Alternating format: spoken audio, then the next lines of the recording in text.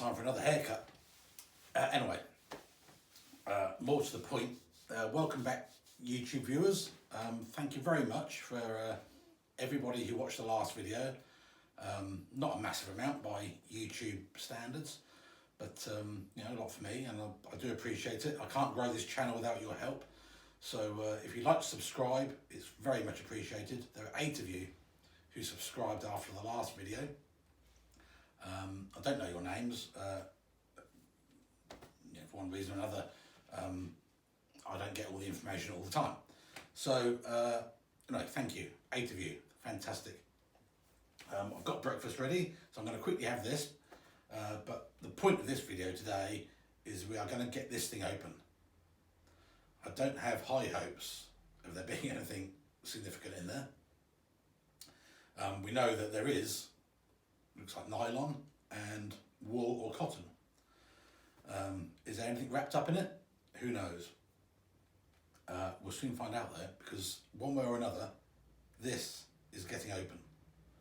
I've done nothing to it for the 4 days in real time that I found it.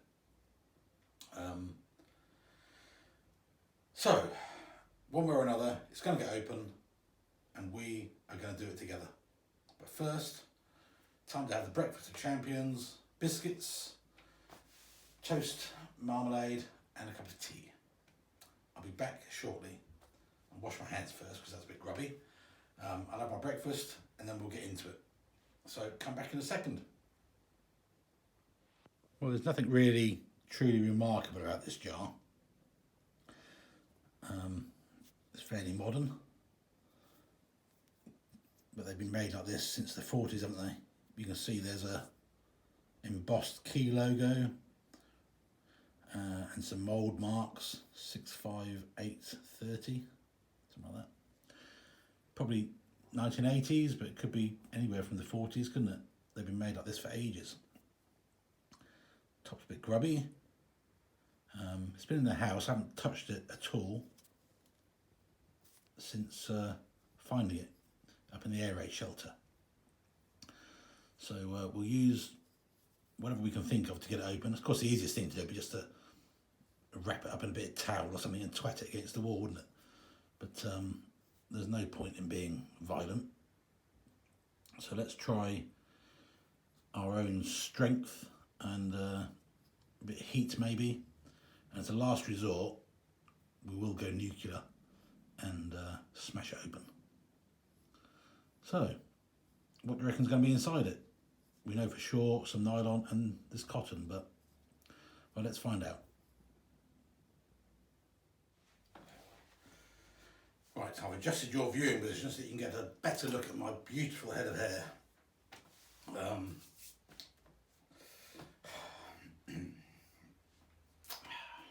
Maybe surprisable. Oh.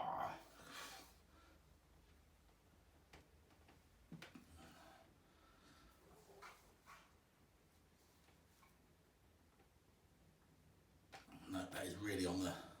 That is really on there. I can only assume it's stuck on there with some glue, because every other jar up there has come open so easily that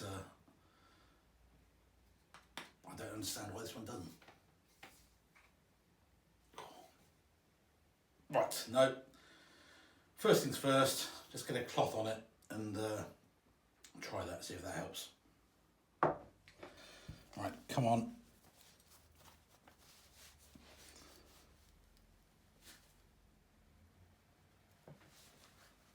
God, bloody hell. Sorry, there may be profanity involved in this video.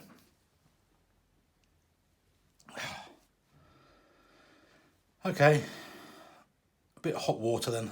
We'll try and warm it up a little bit. See how that goes. Because this plainly is not working. Okay, come back in a second.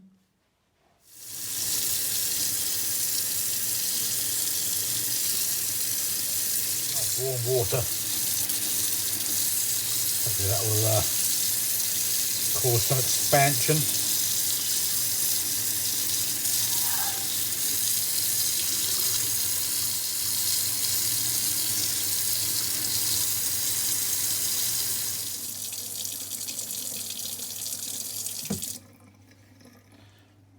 see what happens there.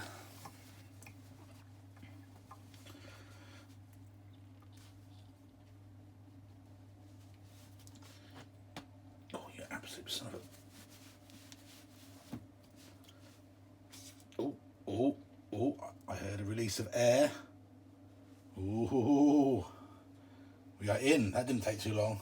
Okay, a little bit of heat is all it needed. And look at that. We've loosened it. The excitement builds. Well, that's exciting stuff. Didn't take too long, did it? That's a little bit of warmth and moisture. There was an audible kind of air outlet or intake. I need my glasses on to see this. Excuse me. Let's put over this plate. There's lots of gunk coming out. Now, a few people said or gave suggestions about what might be inside, which are pretty much unrepeatable. But there's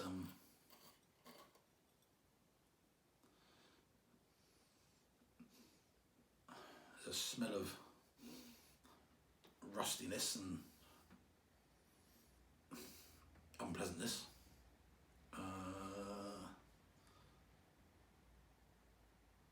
Some mould spores in there. I'm not hopeful this is going to be nice. There's no glue in there, it's just mud around the edge.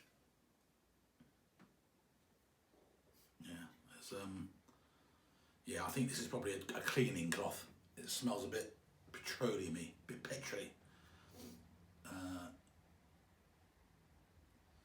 So I'll bring you in for a closer look as we do this. I don't think sniffing was a great idea. You can't smell this like I can smell this. It's hard to describe. It's linseedy type smell. This is going to be a clean. I can't imagine there's anything useful inside here. Be a cleaning rag we've discovered from the 80s. On this is cotton, I think, not nylon. Okay, let's get it out and have a little look. I don't know why they felt the need to.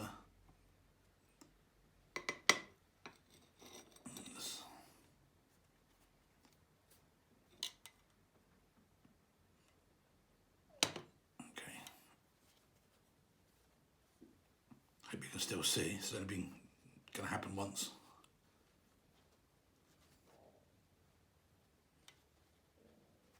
There we go. This must be somebody's staining, cleaning rag. I don't know how to describe that. Well, that was pretty underwhelming. Don't know what that is. Linseed, petrol, some spirit of some sort. Okay, so that's all they've done. Look, we've just got this cotton or wool, whatever it is, and they've made a little dabbing cloth to rub things. How underwhelming was that? Let's do an edited version to make it more exciting, shall we? Come back in a second.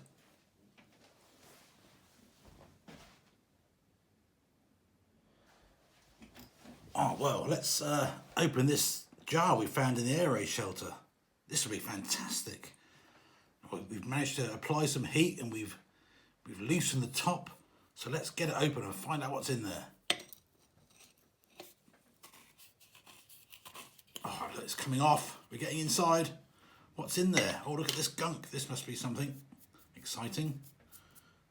All over the table. Oh, look, there's a fantastic cloth in there. Look. Oh, it smells of perfume or something. It's amazing. Oh, yeah, let's get in there and find out what's inside. This is the first time in hundreds of years, probably, that this has been opened. Here we go, look. Oh, look, it's amazing. Look, there's something at the bottom here. Oh, it's incredible. Let's get this open. Oh, careful now. Could be something. Oh, what's this?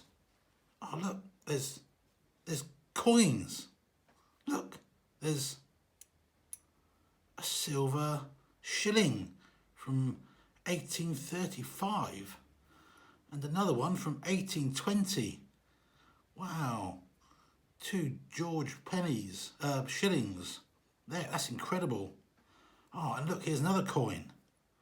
Oh, it's a Victorian halfpenny from 1870 something. Oh, that's incredible. I'm stoked. No, I am absolutely amazed. Look at that. What a find. What treasure. We finally found treasure. Hooray. Oh, well. Oh, well, folks. You know what? It's sometimes the journey, not the destination, isn't it? So, time for a Guinness. Thanks for joining me. Thank you very much if you subscribed. There will be other videos. If you've subscribed and looked at the other videos on this channel, you'll have realised it's a random collection of things that spark my interest. For the last 11 videos of this series, it's been stuff we found down the R.A.F shelter. Now then, as a little bit of a joke, a bit of fun, I edited that last bit obviously so that we could find these coins. This coin, this halfpenny, I did find metal detecting. I'm not an expert metal detector by any stretch of the imagination. And this is about the oldest coin I've ever found. A Victorian halfpenny, halfpenny from 1878, I think. Can't even see in my glasses. Anyway, I found that in a field in Surrey. Very nice. If you're a landowner by any chance and you would like to invite me to your land to have a look at the finds on your property, I'll be more than welcome to come. So do get in touch in the comments and we'll sort something out. That'd be great. We could do a video of that. Fantastic. If you've got something really historic to look at. These other 2 silver shillings, I inherited these from an auntie, my dad's sister, who sadly died last year. They came in a box of bits and bobs. And then I said both, it's George the III and George the IV, 1835 and 1820. I believe that's the year they both died, actually. That's possibly why somebody kept them. So anyway, that's 2 nice little finds. I didn't find those, they were given to me. As far as the R.A.F shelter goes, I don't have any money to do the renovation I would like. Lots of people have said, oh, you should carry on. You know, I'd love to carry on, but it's just not an option. So we'll move on from that, and we might do some other videos of sort of landscaping or something as I turn it into. I'm going to fill in those steps, put some doors down there that my neighbours have given me, some old wooden doors. They won't last forever, but they'll be, you know, they'll last a few years. Stack those up against the doorway, infill with just decent soil, not too many rocks and bits of iron like we found before. So whoever, if even me, in a few years' time, if my circumstances change again, I can go down and dig in a bit easier and start again. But basically, the inside of the R.A.F shelter is just going to be left to nature's devices. It's been there 80 years. So, you know, might be there another 80 for all I know. Anyway, let's quickly recap some of the interesting things we did find as we dug down. I think one of the first things was this Kermit the Frog mug from copyrighted 1978. So about that period. Kilncraft tableware made in England. It's complete, it's usable really, if you wanted to. I don't know, I might put that back down then when I fill it in so that someone else can find it later. But it's not particularly rare. This, what was this one? This was Denby, the wheat pattern mug. Again, it's got a crack in it, but more or less complete. And there was another one down there. Must have been a tea mug for somebody. Been made since the 1950s, I think I said. You have to look back in an old video to find out or look up yourself. But yeah, that was in there. And as we got towards the bottom, we found my favourite find, which was this enamel, I don't know if that'll focus, this enamel sign that says this door must be kept locked. I don't know how old it is, there's no markings on it, it's a bit rusty on the back, but you can see where it's mounted on the door. And for some reason I like that, I like an enamelled sign, so that's nice. Could be from the war, could be after the war. Probably had to be kept shut because of the way the rain got in there, I'd imagine. So I like that one, my favourite. And then the very last day I was in there digging, we found these two things. This is Blakey's.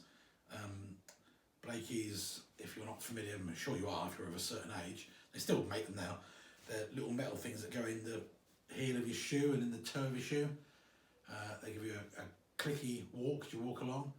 They were made in 1880, invented in 1880, I believe. They were to stop your shoes wearing out, particularly when you had leather on the bottom. Of course, they wear out, they fall off, they're not that great, but they're a thing, aren't they? So this is Blakey's, number 6. There's lots of these around. I think it was more of a promotional thing for cobblers. So when they did the shoe repair, you could put one in the toe, put one in the heel, a Blakey. People would see that, oh, Blakey's, oh yeah, it just gets into the imagination, doesn't it? So I'll try and clean that up, and we'll keep that, and I'll use it as a door stop, because my back door always slams shut when the wind blows through the house. So that'd be quite good as a door stop. And then this gizmo we found, I was going to leave it down there, but I decided to bring it out in the end. My dad, who's a carpenter, he's retired now obviously, but I know I'm really young, I mean so is he, but he's retired. He's said this might be, and I think he might be right, a little saw for doing keyholes indoors. And we think Mr. Savage, the original owner, was probably a carpenter by the things we found, including that bit of cleaning fluid, bit of staining stuff. So yeah, this blade would come out, obviously. You'd fix it somehow, God knows how. In here, this actually turns, I've noticed it turns, and this would tighten down on here. And then you could saw a little keyhole. I think that's what that is. I might try and tidy up a little bit, or might just pop it back down there for the next people. But yeah, that's about it. We didn't find any real treasure. Anyway, that concludes this video. Thanks for joining me all the way to the end if you're still here. Consider subscribing. Who knows what the future holds for all of us. I may do something completely different next time. Thanks for being on the journey with me. See you soon. Take care.